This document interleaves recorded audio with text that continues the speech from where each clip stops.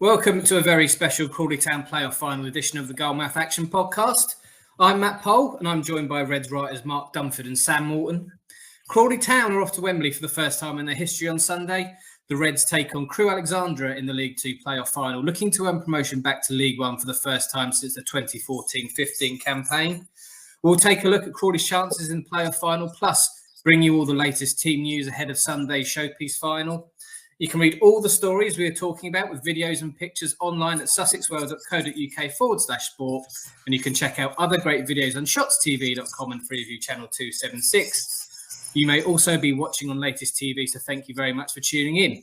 But Crawley Town secured their place in the final with a pair of thumping wins over MK Dons. Scott Lindsays' side had established a 3-0 first leg lead in West Sussex on Tuesday. And Daniello Orsi's hat-trick helped the Reds thrash the Dons 5-1 on Saturday evening. And quite frankly, Mark, it was some evening, wasn't it?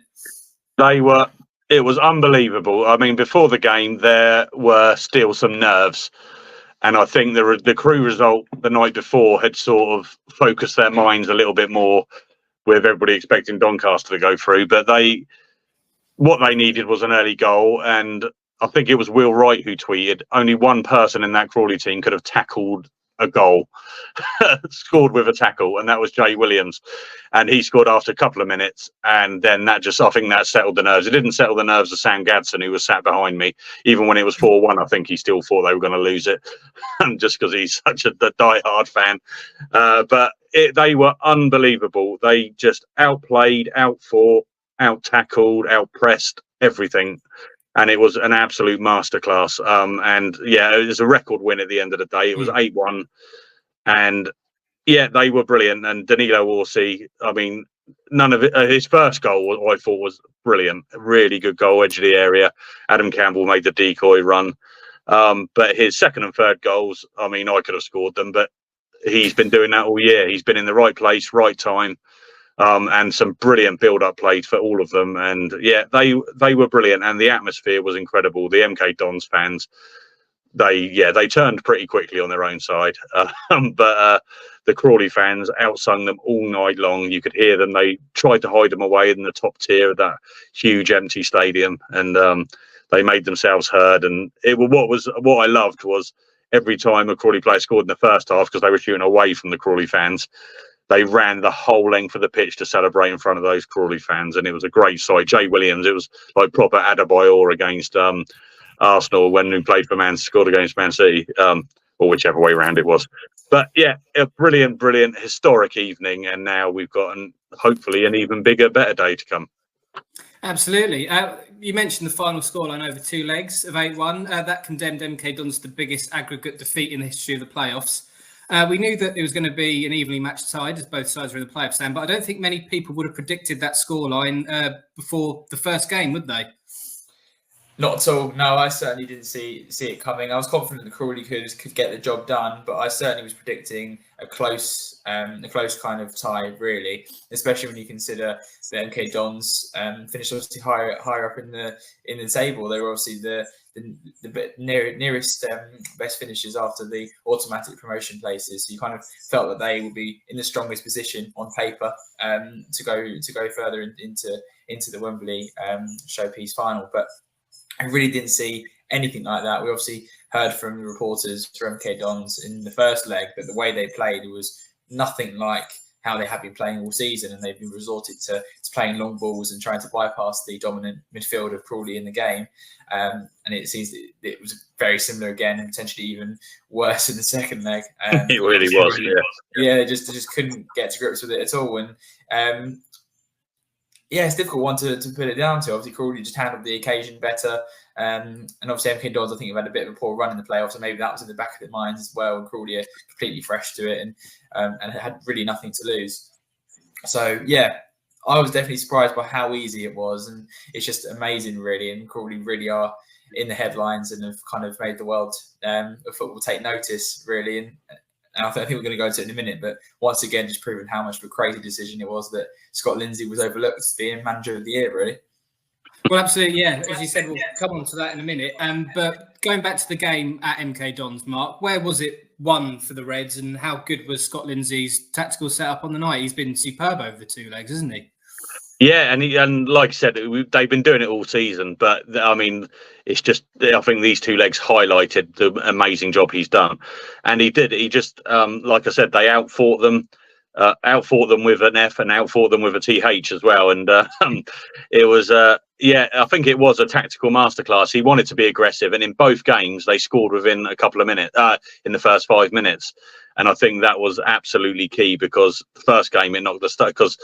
Yeah, remember from the first game that Max Dean rounded the Courier Die Will Wright clearance when it was 0-0. If that had gone in, who knows how this would have ended up. I still think Crawley could have won over the two legs, but it could have been a completely different story.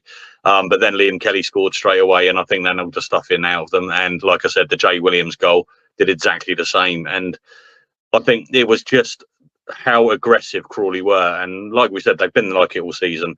And Scott Lindsay said after the game, he's never going to change how he sets up his team. Sometimes it works, sometimes it doesn't. But this time it really did work. But I don't know, like Sam said, I think it might have been a little bit of mental block for MK Dons in the playoffs. They've been there 5 times now, maybe 6, and never got to Wembley.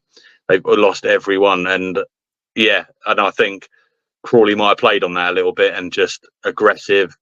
And it was, I don't know if it was a plan, but just they've had the fans on side all season, but just geeing the fans up every time there was a tackle, every time they scored, every time Courier Die made a save, Will Wright was, but they just geeing the fans up all the time.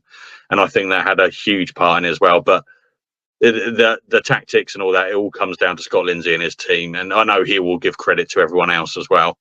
But he is the focal point, and he has just been fantastic. I mean, I've been raving about him all season, just how great he is to speak to. But seeing how he's got this side playing and winning is just incredible. Yeah, we're going to kind of talk more about the final itself in the second half of this podcast. But how crucial is it that Scott Lindsay sticks to that plan of aggression in the playoff final and kind of not overthink it in terms of his setup?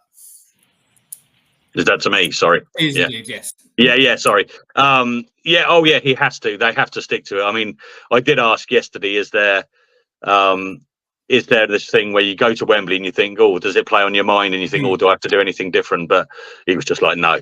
They're trying to keep. I think they're trying to keep training as normal as possible this week. They're trying. Yes, they're talking about going to Wembley, but they're not saying, oh wow, we're playing at Wembley. I think he's playing it down a little bit. They know it's a big occasion, but when it comes to the football side of things, it's just another game for them. And I think it wouldn't surprise me if Crawley go out and get an early goal and settle the nerves straight away, because the way they played against MK Dons, they'll do the same against Crewe. Crewe are a very different side. But I think, and they obviously beat Crawley twice this season already. So there will be that element, but I think Scott Lindsay, they won't change the thing. They'll go out and do what they did against MK Dons, hopefully, and end up winning. Well, fingers crossed. We're sticking with Lindsay. Sam, you've mentioned it. It does seem a bit daft that he wasn't even nominated for League Two Manager of the Season. Does it now off the back of those 2 performances? Absolutely, just farcical, really. It's going to make the decision makers look really silly. Already has done, but even more so if they were to get promoted, because at the end of the day they were the favourites to go down. Everyone, I think, including us, I think, didn't expect them to have a fantastic season and didn't necessarily then go down, but certainly where they've ended up the season was beyond any fan's wildest dreams. I think when you consider how poor it was last season and how close to relegation they were. And obviously all the talk was about how they'd not signed anyone of real league experience and gone obviously into the non-league, and people just wondering how that's going to work out. And all the talk was about finishing. They're going to have the worst ever points tally. And I think, as we mentioned before, the Crawley Town players have remembered that, and it's been in the back of their minds all season about proving people wrong, and they really have done. I think Scott himself has probably had that in his mind as well, and just really trying to prove what he can do and why he's so highly rated. And he just really has got the best out of each and every single one of the players this season, and his man management skills just up there with the absolute best. And I think it seems like the players just love playing under him. And he really could have done a better job in the circumstances that he's had, I think. And to not even be nominated for Manager of the Year is ludicrous. Really ludicrous. On that point, I asked Dion Conroy about it yesterday, and I framed the question around. It was just before the Mansfield game. The nominations were announced, and it was obviously Nigel Clough, Mike Williamson, Lee Bell. So the Mansfield MK Dons crew. The very next day, or no, it was 2 days later, they played at Mansfield away, beat them 4-1. So there you go, Nigel Clough, have that. And then obviously in these playoffs, Mike Williamson, MK Dons, nominated for Manager of the Year, 8-1 record, everything. Now we've got Lee Bow in the final. So hopefully he can complete the trilogy. But I said to Dion, as I framed the question to that Dion Conroy just laughed and just said, it's unbelievable. He wasn't even shortlisted. He said he should have won it. I mean, Nigel Clough's got promotion, and he actually did win it. He's got automatic promotion, so you can't deny he's done a great job, but in slightly different circumstances, I would say, from what Lindsay has done and achieved with this group of players. Yeah, well, Sam mentioned it, that post-match, Lindsay said that the Reds had proved a lot of people wrong, and we've already highlighted a myriad of reasons why they've done that. But they've really thrived off of that, haven't they? Is that expectation of people looking at little old Crawley, haven't they, this season, Mark? Yeah, both Danilo Orsi and Scott Lindsay both said afterwards that it's fueled them, and Scott Lindsay actually thanked everyone who backed them to go down.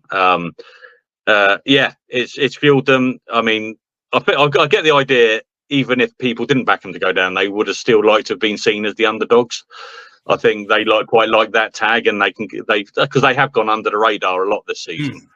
In certain terms of attention from media and stuff like that. We've obviously given them press every week because that's our job.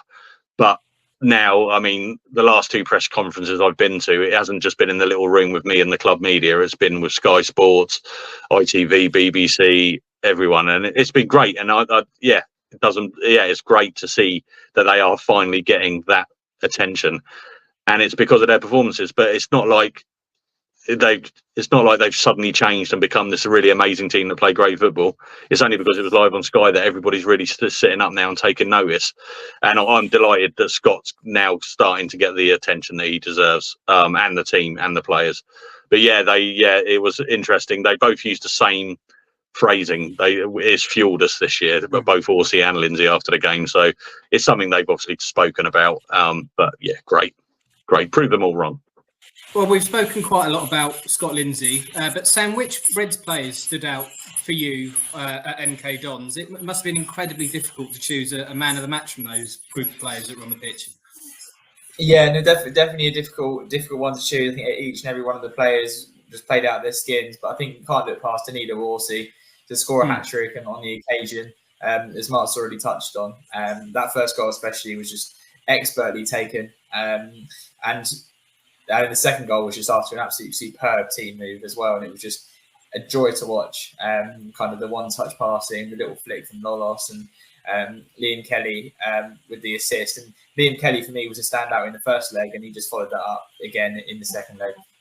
And there's just so much quality in this team. And I suppose just the worry is that if now that they've had this acclaim and been on the TV, I think other clubs are going to take notice in the higher leagues. But I think you can definitely see that the quality of the players that Crawley have, they could be playing in even the Championship, some of them, or kind of the high end of League One. So hopefully Crawley can keep hold of them and tie some of them down to longer term contracts, because they really have just showed what they're all about and really done it on the big stage when it matters the most. And hopefully they can do it again at Wembley. And I can't see why they can't really. If playing like they were at MK Dons, they could beat anyone. Yeah, I just wanted to mention Jay Williams as well. He'd only scored 1 goal all year, and then he scores in each leg of the playoffs, and he was absolutely brilliant. But what impressed me, because he's obviously had his disciplinary issues this year with the amount of bookings he's picked up, and Scott Lindsay said a few times he's crossed the line a little bit more than he'd like him to. He loves how he plays, Scott Lindsay, but he just wants him to hold back a couple of times. But there was that incident where Max Dean stamped on him, and I can say that because the replay showed it, and if there was VAR, he would have been sent off in a second. Maybe Jay Williams at the beginning of the season might have had that, because it happened quite early in the game. And maybe earlier in the season, he might have reacted a bit more to it and tried to get revenge. I might be doing him a huge disservice there. but I think he's matured so much throughout the season, and he rightfully got the Players' Player of the Season at the awards. He has been absolutely fantastic, and to score 2 goals and play that pivotal role, and it was just typical of how Scott Lindsay set up the team. That first goal, how he pressed in the midfield, won the tackle, went through, and then tackled the ball into the goal. But I think Jay Williams deserves huge credit as well for his performances over the 2 legs. There was a nice line in the post-match interview I saw with Danilo Orsi, who said that he'd never played at Wembley but had been there to watch his club Arsenal in action. And Mark, I imagine that for many of these players, I must admit I don't know all the players inside out, this will probably be the first time they're playing at Wembley, and probably a culmination of quite a few boyhood dreams, I imagine. Yeah, we spoke to Dion Conroy yesterday. He hadn't played there. And actually, I think everyone we'd spoken to hadn't played there. I think somebody mentioned to me that Ben Gladwin had, but obviously he's had a long-term injury and he won't be playing. But yeah, it's going to be a huge day for a lot of people. Dion Conroy said about how he used to go there and watch games because they used to get tickets when he was in the Chelsea Academy and stuff, but he'd never actually played on the pitch. So it's going to be a huge moment for all of those players. I mean, we've said it again and again. Clyde Lolos was playing for Oxford City last year. Jay Williams was playing for Brackley Town or Branbury last year. Just who would have thought that they would be playing at Wembley in the biggest League Two game of the season? Incredible. Absolutely incredible. And finally, Sam, where will that... I know we're probably putting you under a lot of pressure here, but where will that performance rank amongst Crawley's all-time greatest performances? It must be up there, that MK Dons performance. I can't pick out one that's better, really, because I think I was discussing with Mark after the game. I've not seen Crawley score that many goals and just look so kind of. He could have scored more. It was just relentless, really just. And it was kind of that feeling as well that everything was going right, even when they gave away the penalty. You thought you just knew he was going to save it. You kind of had that element of so much confidence and so much. Just crazy. I've never experienced anything like that watching Crawley Town for years and years. I've never seen. I think obviously you look back on the game at Old Trafford and they played out the skins that day. They deserved to win. In all honesty, they were the better team on the day. So I think obviously the run up to that FA Cup game, obviously that was the biggest in the history of the club before this. But I think this has to take top spot now. I think I can't look past it. And you got the Leeds match as well, obviously. Yeah, of course. But this, I think for the magnitude of what this game meant, I think you're right. This has to be the greatest performance, and even the first leg was maybe in second place because it was just so dominant and killed the tie off in that first leg. Yeah, I suppose that Leeds match as well. That's up there, isn't it? Last season, I think the only shame for that was behind closed doors, wasn't it? It's a shame the fans weren't there to see that one because it was just incredible, and they really did play Leeds off the park on that day as well. So yeah, I think Crawley they turn up for the big occasion when the cameras are on, and they really do show what they're all about, and they've done it yet again, and hopefully one more game they can get the job done. Yeah, fingers crossed they can top that performance in the League Two player final. Thank you very much, chaps. In part 2, we will reflect on how Crewe Alexandra got to the player final and give you some early team news. We've reflected on how the playoff semis went for the Reds, Mark, but how did their playoff final rivals, Crewe Alexandra, make it to the Wembley showpiece? Sorry. Yeah, well, they, I mean, the fair play to them because nobody gave them a hope in hell, did they? Even going into the first leg, Doncaster were the team to beat in these playoffs. Everybody just thought, wow, Doncaster are going to win it because of their momentum they brought into it. But and then after the first leg at Crewe, Doncaster won 2-0, and it was even more. Oh right, that's it. Yep, Doncaster have won it, kind of thing. But then incredible on Friday night. I mean, I must admit, I completely forgot about it, just assuming it was a foregone conclusion. And when I think it was Steve Bone of this parish, he texted me and said, Crewe are through. And I was like, really? And I had to look it up. And so and it was a nice little Sussex angle in there as well, because Mickey Dimitri scored the first goal after 6 minutes. And then there was a Maxwell own goal for Doncaster in the 16th minute. So they got back level terms within 16 minutes. And then it looks like they just defended after that. And they only had the 2 shots on target the whole game. And those 2 shots counted. So, amazing performance from Crewe. And, we talk about momentum. Crawley have obviously got huge momentum after what they did. But Crewe's tails will be well up. And as we said before, they beat Crawley twice this season. So who knows what that? Who knows how it's going to go? But it's going to be a completely different game to the MK Dons game, I think. Yeah, Mark's mentioned it there, Sam, that Crewe have had the better of Crawley this season. But can we glean anything from these games going into Sunday? Sorry, Matt, can you repeat that one for me? Yeah, I said Mark's mentioned that Crewe have taken 6 points from Crawley this season, but can we glean anything from these games going into Sunday's playoff final? I don't think so. I think it's a one-off game. I think it'll be all about who can manage the occasion better. I think if you look at the results during the league season, Crewe obviously won both of them. Obviously, they won 4-2 away at the Broadfield Stadium in October. Obviously, a crazy game, that one. And obviously, they won 1-0 at home in February. So, judging by that, it's a bit worrying for Crawley that they've lost twice to their opponents at Wembley. But as I say, I think that completely goes out the window. And I think Crawley has built up such momentum and form since those games. That you can't really look too much at that, really. And I think, when you look at kind of the Wembley pitch and kind of how big it is, and you see, I think that suits Crawley's style of play more so than Crewe. I think they play such expansive, attractive football. And obviously, as we saw at MK Dons as well, they've got a kind of really kind of top class stadium, and they played really well there. So there's a good little bit of practice, I guess, for playing on that kind of pitch. And I think, they're definitely, I think, in the best position with the confidence of coming through with such a convincing scoreline and breaking a record in the process. And obviously, Crewe will be well up for it as well. I think they'll be just thrilled with the way they went through, obviously, after being 2-0 down and everyone wrote them off. And so I think it's all set up to be a brilliant game. But I don't think you can look at the league results as any kind of indicator for how it's going to go, really. I think it's all going to be on how they handle the occasion on the day in front of a huge crowd at Wembley. And who are the key Crewe men to look out for at Wembley, Sam? Who could cause Crawley the most problems? Well, I think Mickey Dimitri is one that we've just spoken about. I think Scott Lindsay has actually said that he wanted to sign him when he was leaving Newport. And he went to Crewe and he's been brilliant for them. As a defender, he's such a goal threat as well. He scored 10 goals this season, which is joined second for the club. And he's just 8 goals behind Elliot Nevitt, who just scored 18 goals. So it's another real player to watch out for. Not as many as Orsi, though. Not as many as Orsi. Yeah. Of course. No, still behind him, of course. Courtney Baker-Richardson as well. He's on 10 goals.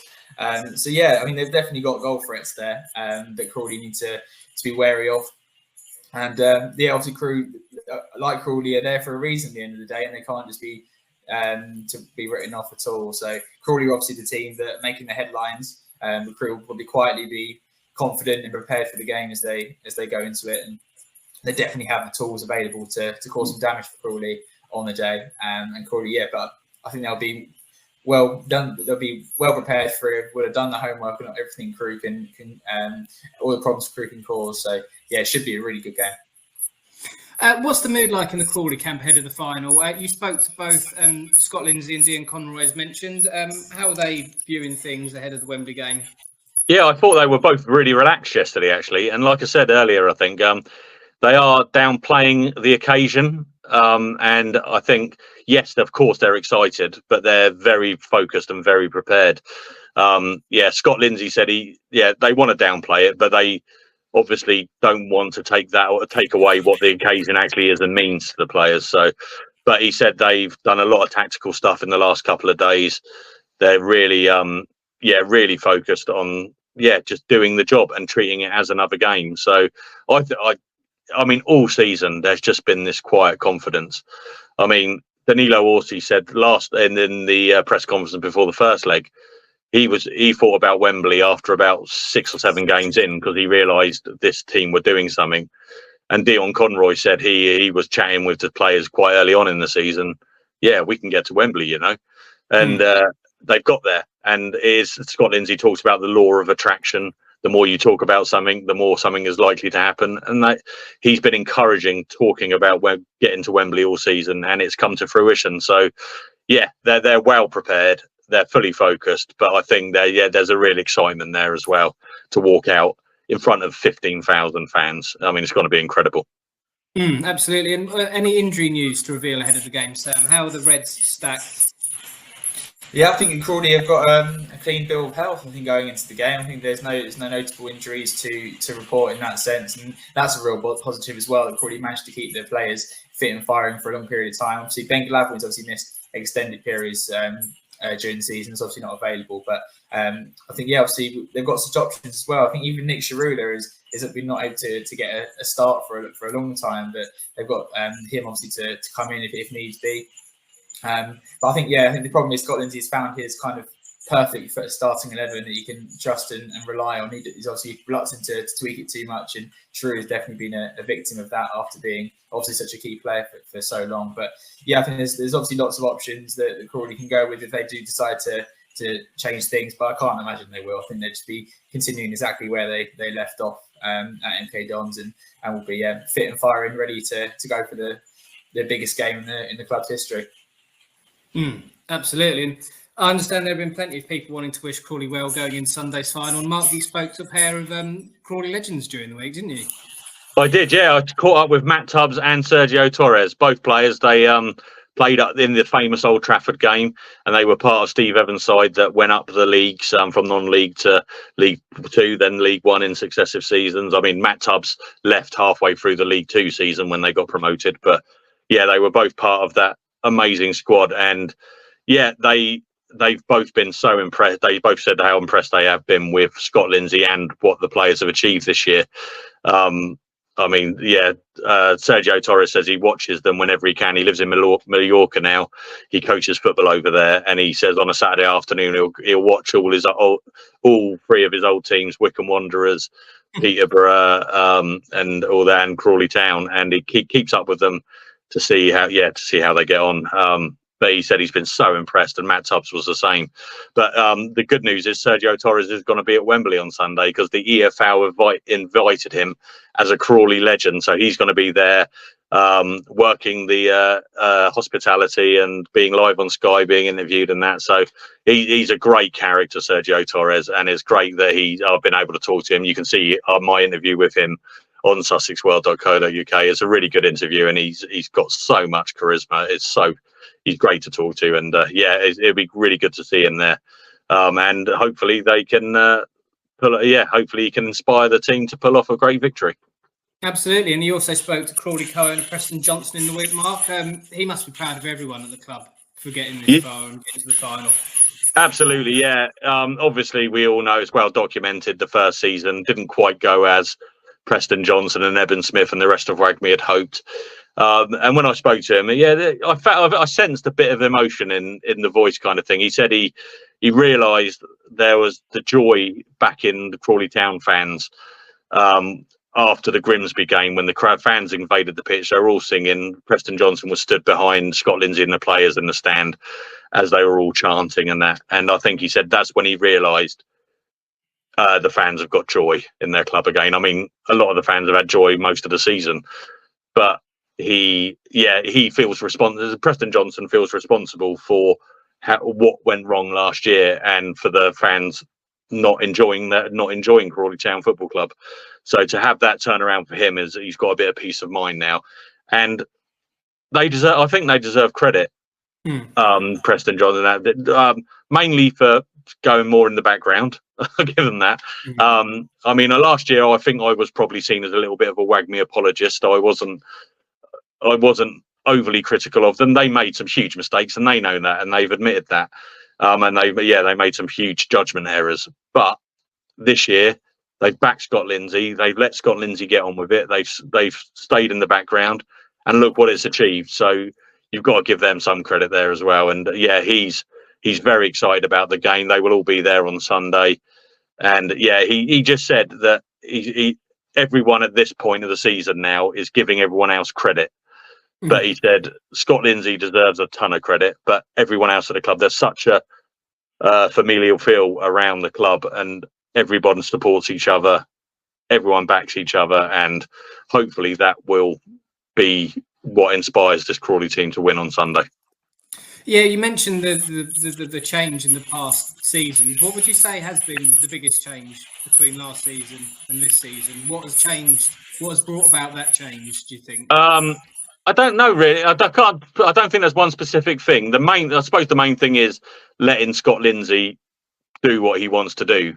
He was allowed to clear out who were seen as key players, the likes of Ashley Naderson. I mean, Tom Nichols left before Lindsay came, but Glenn Morris, etc., Tony Craig, George Frankham, all these senior players that fans loved, all left, and they backed Scott Lindsay. They gave him all the data. These are all the players we think from non-league that can do well. And then they let Scott Lindsay say, right, okay, I've looked at them. This is who I want. And look, and yeah, you only have to look what's happening now to know that they got it absolutely right. So I think the fact that they've just backed him so much, and I think the fact that they have stayed in the background and not been public, I think that has had a huge, because it hasn't been a distraction. The fans found them a distraction last season, and they haven't been a distraction at all. And yeah, I think that is probably those two main reasons: letting Scott Lindsay do what he needed to do, and not being a distraction. Well, over 15,000 Reds are expected to be at Wembley to cheer on Crawley at Wembley. The supporters have really turned up to show their support, haven't they, Sam? It's amazing numbers, isn't it, the amount of tickets they've sold so far?